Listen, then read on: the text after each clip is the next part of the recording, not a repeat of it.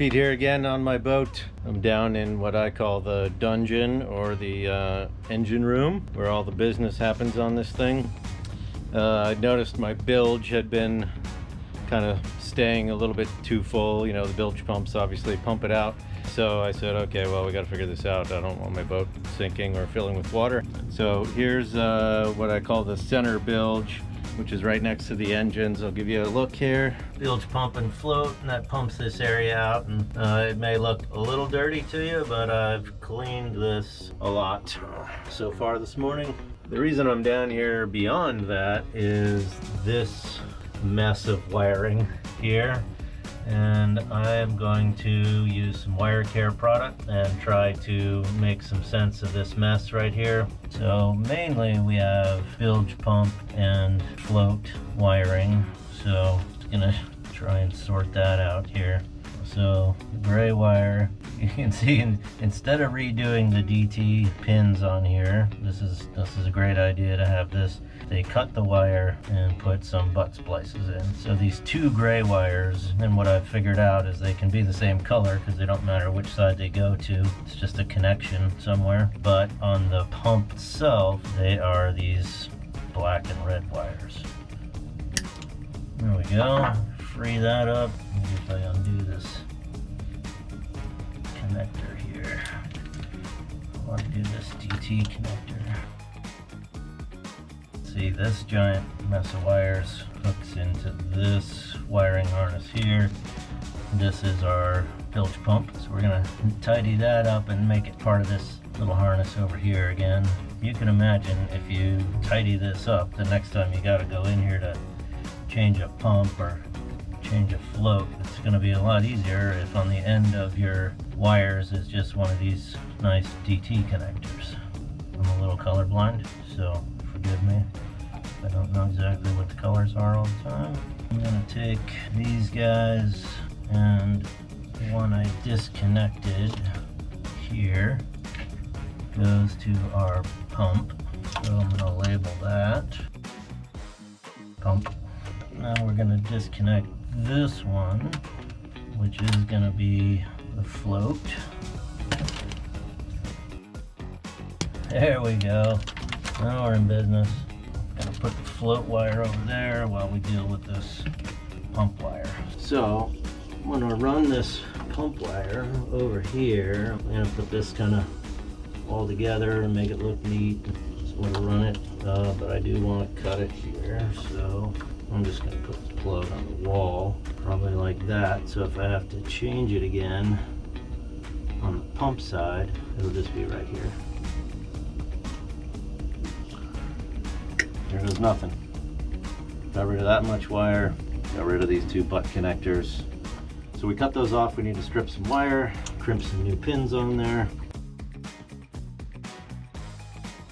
I just like to give them a little twist, makes it easier to get it in the pin. So we got the new plug on the pump. It's gonna run over.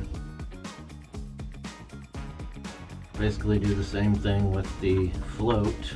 They'll end up right below. This is our float wire here.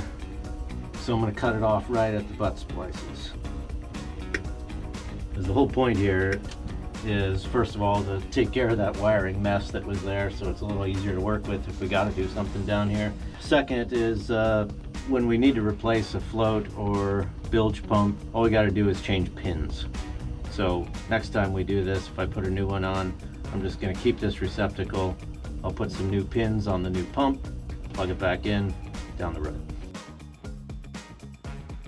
Here's the kit we're using. WireCare Deutsch 2-pin connector kit.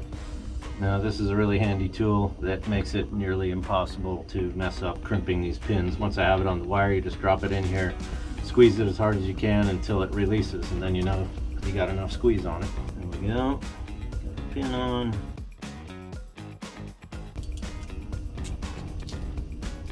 Bam. Do the black wire same way. Stick it in the crimper just till it bottoms out. See, it doesn't release, not squeezed far enough. A little extra, done. Here we're just going to shove these pins in there, but we need to look at our plug. see which one's positive and negative. The pumps are not wired like a boat. So the pumps are black and red, black being negative, red being positive. On a boat, it's green and yellow, or red and yellow, depending on what you're looking at. I'm colorblind, but I think that's green and yellow. Either way, we know yellow is negative. Go black. Push these in till it clicks. You can hear it, you can feel it. Once you get it in there properly, you can't pull them out. Now we need the little wedge piece that holds it all together. This little guy gets shoved in there, that holds it all together.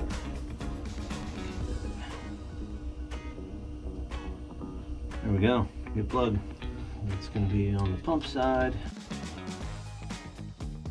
Let's plug our float back in, make sure everything works. Voila. Okay, we put some new plugs on, shorten the wires on our bilge pump and float, and we're just trying to neaten up this scenario here. So I put these little TC105, these are zip tie blocks. Put those, glued them on the wall with a little JB weld. They're just a little aluminum piece that you can stick a zip tie through, just like that. And we're gonna tie our little DT plugs to those as we neaten things up here. I'm gonna put a couple little zip ties along the way here just to hold these all together. I love these really skinny, long guys. That comes from racing, where we wanted everything as light as possible. So we avoid what I call zip tie overkill, which is way too many zip ties to do the job. Okay, we've got a little bit of slack there, so we're not pulling on it. And we're just gonna go every couple inches here and tie this together. We were just gonna tie these up in here like this, and then we'll bundle these wires. Put that one there.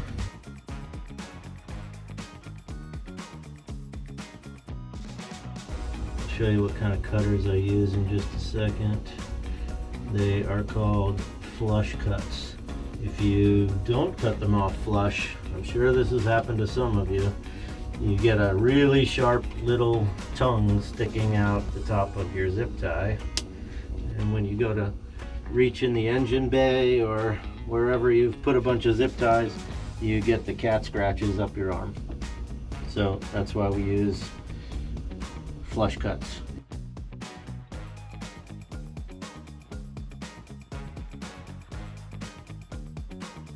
This is, you know, pretty neat, especially compared to what it was before. And this allows us to pretty easily put a new pump in, put a new float in, put the plug on, and be in and out of here in a short amount of time rather than spending all day messing with wiring. One more zip tie in this area, maybe one down here.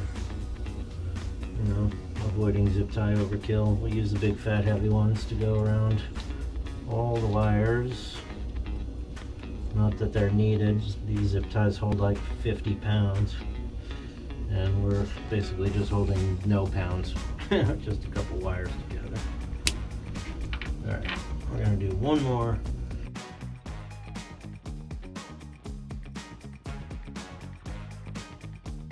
Cut the rest of our tails here.